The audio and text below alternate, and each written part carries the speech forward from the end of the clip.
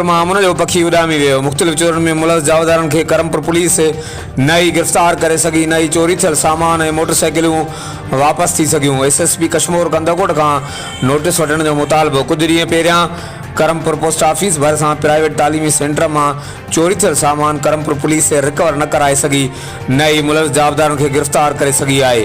वाक़े ख़िलाफ़ सेंटर के उस्तादन ऐं ॿारनि उस्ताद नज़ीर अहमद ओडाणो, उस्ताद गुलाम हुसैन जाफ़री ऐं ॿियनि जी अॻुवाणी में शागिर्दनि पोस्ट ऑफिस चौक ते वाक़े ख़िलाफ़ एहतिजाजी मुज़ाहिरो करे सख़्त नारेबाज़ी कई।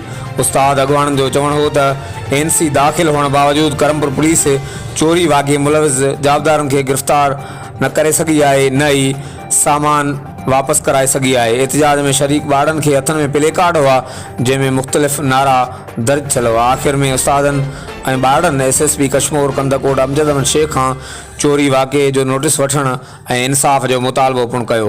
हर वक़्तु आगाह लाइ ॾिसंदा रहो JTN वेब न्यूज़ करमपुर। असांजे ट्यूशन सेंटर में 2 ॾींहं अॻु में जेका चोरी करे आहे असांजो SSP कश्मीर खां मुतालबो आहे त असांजे इलाइक़े में जेका बदअमनी आहे उहा ख़तमु कई वञे, असांजो जेको सामान आहे उहो वापसि कयो वञे। असांजी SSP करमपुर लाइ बि इहा ई आहे त असांजे SHO करमपुर तावन नथो करे, महिरबानी करे असां सां तावन करे।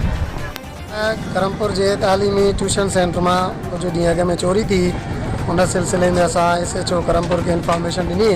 उन बावजूद न असांजो अञा ताईं सामान वापसि थियो आहे ऐं न ई को SHO को लाइमल वग़ैरह जारी कयो आहे। उन करे असां SSP कश्मीर का मुतालबो आहे त महिरबानी करे असांजो चोरी थियल सामान वापसि करायो वञे।